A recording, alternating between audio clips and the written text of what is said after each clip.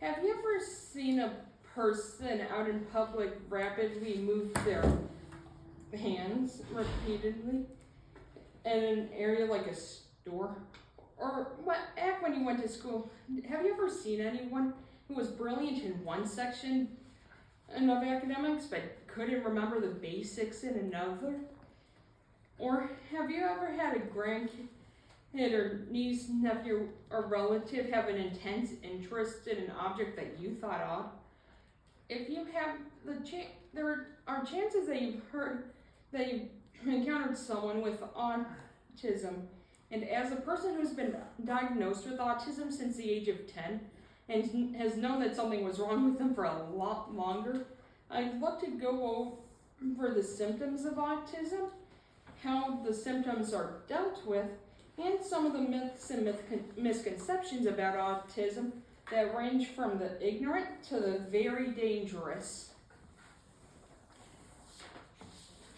When talking about symptoms, there's some that the Manual for Mental Health 5th edition goes over, some of which being more physical than others. Some of the physical symptoms include difficulties in communication, restricted and repetitive movements and behaviors, special interests, and even sensory issues. They often have a harder time recognizing social cues and appear less empathetic because of this.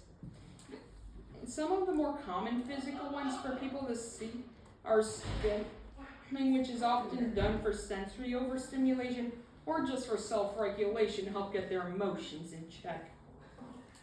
There are some medicines that people can take to assist with the symptoms, including antidepressants such as selective serotonin reuptake inhibitors, or SSRIs, which often help regulate mood, help regulate appetite, digestion, and they also help you sleep better. Some people also take antipsychotics such as aripiprazole, which often helps with irritability.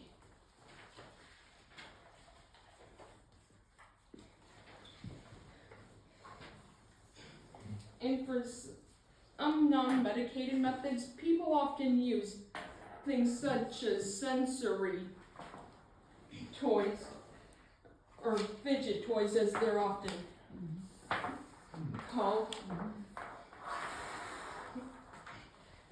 which according to the article Fidget Toys and Autism, how do they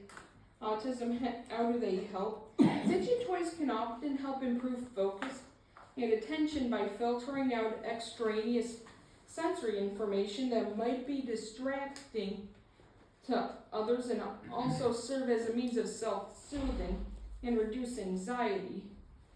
But other than those, some people use things to help with overstimulation, such as earplugs, noise-canceling headphones, and even weighted blankets, which can often help them feel more secure. And now that we know some of the methods that people use to help counteract autism, there are some misconceptions that people often deal with that can often be really dangerous if you don't know what's going on. A more common one involves an 1898 study done by Andrew Wakefield, which was shown in a magazine called Lancet, which claims that MMR vaccines, also known as measles, mumps, and rubella, caused autism.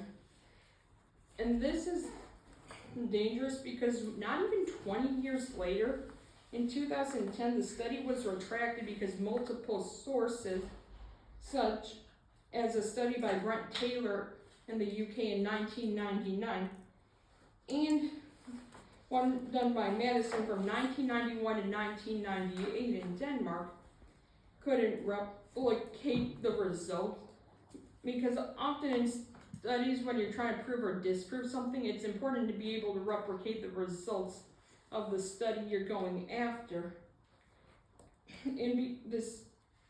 so it was judged to be flawed and fraudulent. And the same year, he was struck off the doctor's registry after being found guilty of dishonesty and misconduct professionally.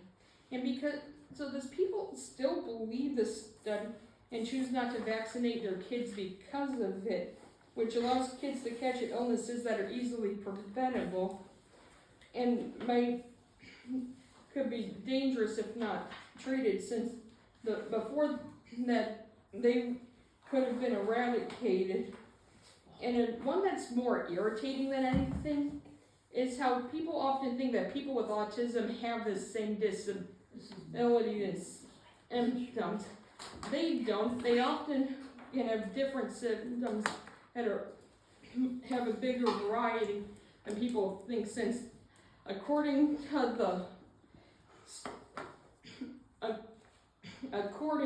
the Manual of Mental Disorders 5th edition, it's classified as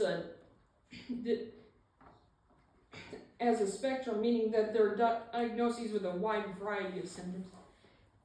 Now that you know more about what symptoms of autism are, how people treat it, and some of the myths and misconceptions, I hope that you learn more about it in your everyday life. Thank you. Thanks.